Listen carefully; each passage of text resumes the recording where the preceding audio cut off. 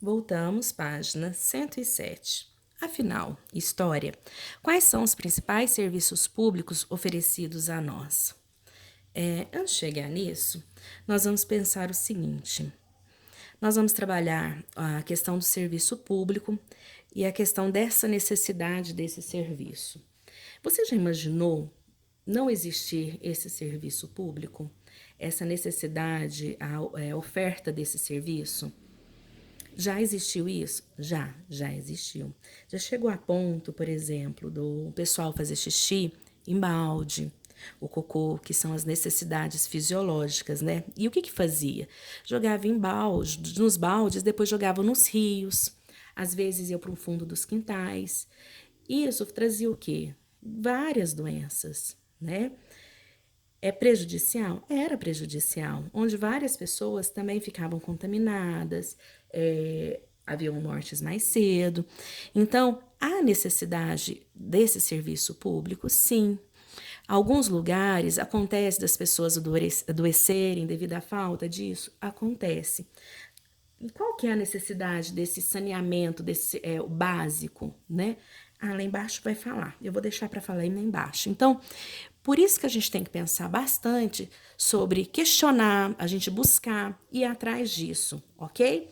E exigir, porque nós pagamos impostos, tá certo? Então vamos lá. Afinal, quais são os principais serviços públicos oferecidos a nós? Nós vivemos no estado de São Paulo. E é um estado muito agraciado, um estado muito rico, que nós podemos falar que é oferecido a nós e nós temos, ok? Então, quais são os principais relacionados? A coleta de lixo. Vamos pensar, nós temos. Imagina se não houvesse. A coleta de lixo, educação, saúde, segurança, saneamento básico, transporte, locais de lazer, justiça. Para que a sociedade como um todo se sinta assistida, esses serviços devem atender diretamente a toda a população. Por exemplo, na área da educação, devem ser oferecidas escolas, creches, bibliotecas públicas. O que acontece quando falta, por exemplo, educação? Nós conseguimos ver que começam as reclamações, porque a mãe, quando falta uma creche, ela tem que ter creche para todas as crianças? Sim, o governo tem que oferecer. Até de 0 a 6 anos tem que oferecer? Sim, que faz 6 anos, né, 5 anos. O que acontece? A criança já vai para o pré, né? Ela já vai para a educação, vai para o primeiro ano, então já oferta, né? Ela já vai para a escola pública. A mãe precisa trabalhar e a criança ela precisa ser estimulada. Então começa a reclamação, aí começa problema de rádio, aí a prefeitura começa a falar, olha, nós vamos construir creche. Todos vocês já ouviram isso, né? Alguém fazer esse comentário. Então, tem que ter essa oferta? Tem. Porque os impostos que nós pagamos vão diretamente para esses serviços também. Já os locais de lazer, como praças e parques, devem ser mantidos em condições de uso, limpos e iluminados.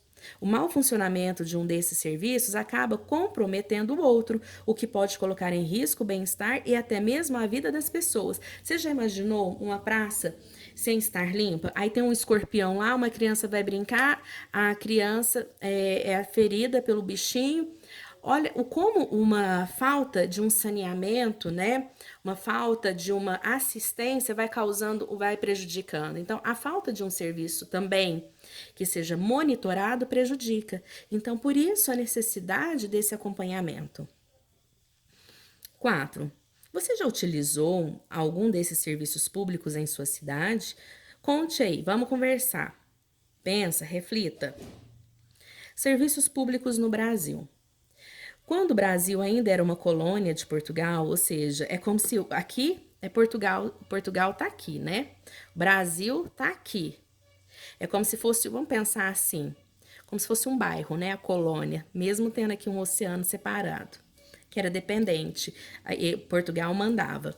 Quando o Brasil era ainda uma colônia de Portugal, havia pouca preocupação em garantir esses serviços para as pessoas que viviam aqui. Gente, pensa como que era. Os colonos pagavam muitos impostos para a coroa portuguesa. Lembra que o dinheirinho daqui ia tudo lá para Portugal? Ó, o dinheirinho passava. E era que determinava como seriam utilizados, a coroa portuguesa. A maior parte era investida em Portugal. Lembra que saía daqui e lá eles faziam o quê? Melhorias? Melhorava os castelos, as construções, com tudo. Consequentemente, nossas vilas e cidades foram crescendo de maneira não planejada. E os serviços para a população eram precários em vários setores. Com isso, podemos dizer que os colonos, quer dizer, as pessoas que viviam aqui, tinham mais preocupação com seus espaços privados, quer dizer, com as suas casinhas, do que com os espaços públicos, ou seja, cada um cuidar do seu espaço. Por exemplo, era muito comum ver escravos levando. Gente, olha aqui, ó. Levando baldes com fezes e urina para despejar nos rios ou no mar. Ave Maria. Não havia grandes cuidados com o despejo de lixo ou com esgoto. Isso era normal, gente. Isso era comum. Não havia rede de esgoto, certo? Afinal, alguns hábitos e noções de limpeza ainda estavam começando a acontecer na Europa e ainda demorariam a chegar até aqui no Brasil, certo? Uma imagem que vai falar muito bem sobre isso é essa aqui, ó. Quando não havia saneamento básico, a população se livrava das fezes, da urina das casas, jogando os baldes nos rios e no mar. Essa gravura foi publicada em 1861. Olha aqui. Isso aqui eram os escravos que faziam esse serviço. Saiba mais. Aqui vai falar sobre o saneamento básico, certo? São os cuidados que nós devemos ter com o lixo, com o encanamento, com a coleta de lixo, com o esgoto. Vamos ver. O que é saneamento básico? Por quê, gente? Para evitar as doenças. Saneamento básico é o nome que damos às medidas públicas de cuidado com o lixo, a água e o esgoto, como esgoto encanado, coleta de lixo, tratamento de água. São itens muito importantes para a preservação da saúde das pessoas, pois garantem a higiene dos locais e evitam a proliferação de várias doenças. É o que a tia Paty falou com vocês.